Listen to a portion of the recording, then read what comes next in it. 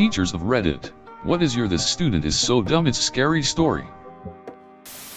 I don't usually wear glasses when I teach, except for one day, and it was subsequently a big deal among all my 5th graders. The next day, at the start of class, I noticed a girl in the front row wearing glasses for the first time. Something seemed a little off, so I finally decided to chime in. "Emily, what's the deal with the glasses? These? I need them to see. But they don't have any lenses." She appeared befuddled and said, "They don't?" before lifting her finger up to one of the eye frames and poking herself in the eye. When I was student teaching, I had one who was just on the verge of passing, thanks to the incredible mercy of the primary teacher.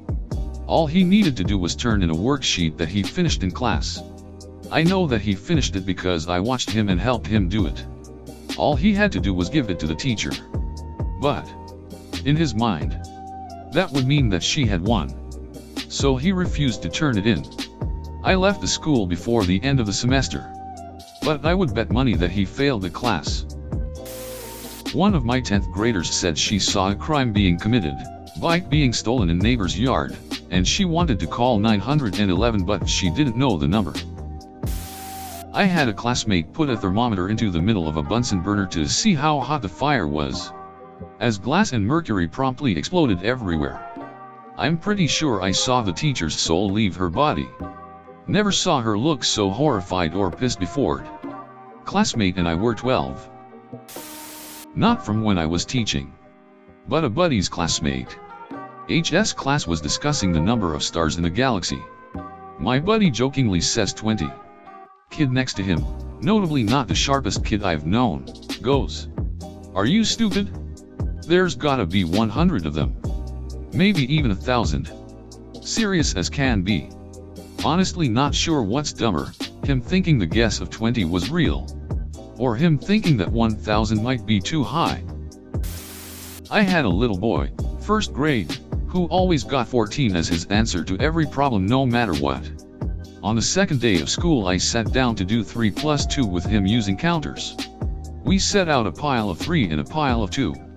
I told him to count and watched in horror as he pushed the counters into a line and then counted back and forth, recounting them until he got to 14. That was the biggest number he knew. He would have just kept going on.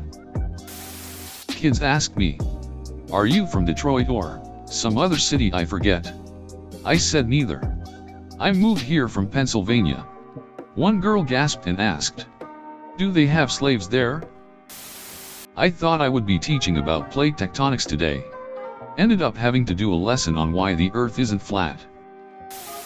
I teach 5th grade. I had to explain to a student walking in line. He would never walk in line correctly.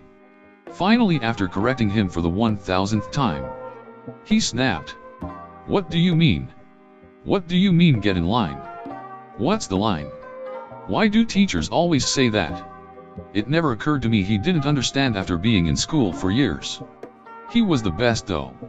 One of my favorites. I'm not a teacher but a classmate of a kid who wanted to be a doctor who asked, when 14, if science was necessary to be a doctor or if he could get by with religious studies. I hope he failed. I'm not a teacher, but I used to volunteer in my daughter's classrooms when they were in elementary school. One day while I was helping grade papers, it became quite apparent that one little girl had copied from the boy sitting next to her. Not only were the answers the same, she also had written his name on top of her paper. Dude asked me why poor countries couldn't just print a bunch of money and give it. Keep in mind this was grade 12. Economics. I volunteered to do the book fair for my old middle school. My mom was the assistant librarian. I had a 7th grader come up to purchase a poster of a car. The price was $3. He pulled out 2 $1 bills and set it on the desk in front of me. He then pulled out a handful of change and set it on the table. He asked, "Is this enough?" I said, "Well, you need $1 more." He then picked out 2 quarters and 2 dimes. "Now," he asked. I said, "That's 70 cents. You need 30 more." He picked out 3 nickels and added them to the pile. "There you go," he said. I then proceeded to ask him what he thought the denominations for each coin were. And he legit did not know. I had to give him a quick lesson in the value of each coin and helped him count out $1 and change. To me, this situation is ridiculous. We will all have to deal with money throughout our lives. You have to learn to know the value of each coin and know how to add money. This happened in high school maths. Let's call him John teacher. "So John, how do you find an average?" "John, kilometer." The pain in the teacher's eyes was immeasurable. I'm a flight instructor. Had a student who really wasn't cut out for flying. Before each lesson his job was to do a pre-flight on the airplane and make sure everything was working.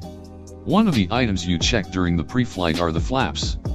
Basically, they are a flap of metal that extends from the aft section of the wing and drops down into the airstream during landings. Well, we fly a Cessna 172 where the wings are on top of the cockpit, above the pilot, and the flaps are situated just behind the door. Without fail, this guy opens the door, moves the switch to deploy the flaps, and turns around to run face first into the flaps he just lowered. It's funny the first, concerning the second time, and expected after the 10th time. Every single lesson. Kid clearly had autism, and rather low functioning at that. I was his key worker and could only get him to respond to textures or music. He was only 2, but wouldn't answer when called and would just sit vacant in the room while all of the other children got up and moved into the other room. Just not there in the here and now unless, like I said, I played a song and he'd come to life.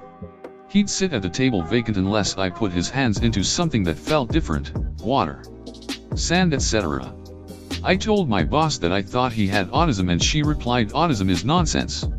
He's just lazy." So I continued teaching him as though he was autistic because that's the only way I could get him to learn. Fast forward and yep, he's autistic. Okay, so I used to be a teacher. And then I went into teacher education. So I supervised student teachers in the field. Meaning I'd go out and observe them teaching their classes.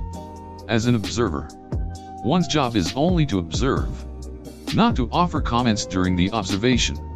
So you literally say nothing. It was a 5th grade social studies class and they were discussing Ben Franklin. One student asked what number president was he? And the teacher was like, "I don't know." Followed by like a 10 to 15 minute debate in the class and with the teacher about which number president he was. Obviously the 5th graders aren't so dumb it's scary. But, thank goodness the student teacher finally decided to use the Google to answer their question. Told to me by a friend. Written in his words. The other day I had a student bite into a bar of deodorant. Just chomped right into it. As if it were a coconut and palm tree scented ice cream bar. This, after making like he was going to lick it and accidentally getting the taste of the deodorant and his own residual pit sweat. Half a second later he just went whole hog on it and took a chunk out of it. Then spat it out. I didn't know whether to call poison control or the principal. In my design class, I had this girl who had placed a garage beside the house, but couldn't, for the life of God, figure out why her 90 centimeters by 200 centimeters door was not appropriate for a car to enter through. Same girl planned a small space for children in a library. Said space was only 1.5 meters high, and no matter what the teacher said, she kept going back to, "But this space is for children. They are not tall, but they will suffocate. But it is a space for children." I was a former college recruiter who used to set up a booth at low-income schools to help guide first-generation students into college. Had a high school girl come up to me and tell me she wants to be a gynecologist. So I start talking about which schools have good pre-med programs, the kind of classes she would need to take. Broaching the idea of med school. She says, "Hold up. A gynecologist is a doctor?" I say yes. She says, "Well, I do not want to go to medical school. I just want a job where I can look at vaginas all day." We ended up talking about possibly cosmetology school or esthetician school. Also, she was not kidding. I got many dumb questions like this. When you don't know, you don't know. I've had kids turn in papers that were clearly plagiarized.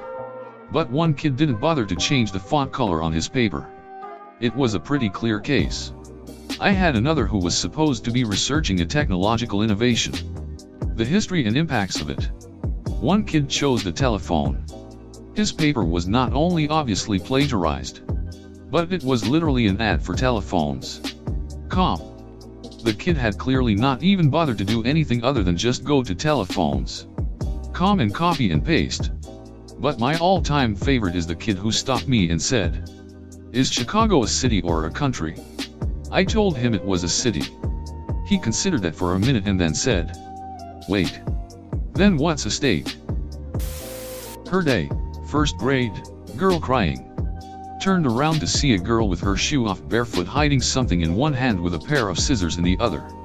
I asked her what the matter was. She told me that she had half of a sock, and opened her hand to clearly show a poorly cut up sock. I asked her why she cut her sock up and she said she didn't realize it would cut the sock. Great thinking, kiddo.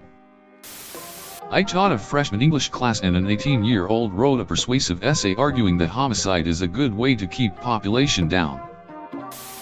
When I was a professor, I had a student submit a paper she clearly hadn't written. I called her out on it and she complained by email to me and CC'd the dean of the school. Her argument was that it was hers because she had paid her own money to have it written. Had a test on the 3 states of matter. Student response: first name equals liquid, last name equals gas. That's what we called her the remainder of the year. I had an 8th grade girl worry that if she can't find a boyfriend she will have to find one on The Bachelor. She would have been 16 within those 2 years. She later asked me to tell her crush in another class that she loved him deeply. Nope.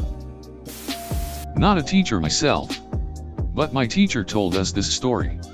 I should mention that I live in Israel and OFC the lessons are in Hebrew. So we had an essay we had to write in English about people who influenced on our lives. And there was one student who used a lot of Google Translate. He probably just ran the whole text through it. Our teacher's last name is Ben Avraham. And yes, he ran it through the translator. So he called her son of Abraham. Teaching grade 10 history. I cracked a bad joke one day about how the Cold War happened every winter for about 50 years. One of the questions on the test was to list 8 to 10 important facts about the Cold War. Guess what fact appeared in several students' responses to that question? Why am I reading this when I'm literally about to give my math professor something to post about on here when I take my final in the morning? Student got access to my master's thesis and lifted a section out verbatim and turned it into me as their own work. Had some students come up to me the other day to ask if they could go see a teacher during their lunch break. I asked why, and one of them said, "We're in trouble because we accidentally made fun of someone with optimism." I then asked her to repeat herself, hoping she would correct herself, but said optimism instead of autism again. I let them go see that teacher, because I did not have time to think about how to approach that conversation. I'm not a teacher. This was in my 11th grade world history class. We were going over WW2 at the time, when this girl raised her hand and asked completely serious, "Wait, England isn't a state in the US?" The teacher just looked at her in shock while the rest of the class burst into laughter. I am sure she was serious because she got really embarrassed, and after class I heard her ask her friends at lunch if they knew about England. They also started laughing at her too.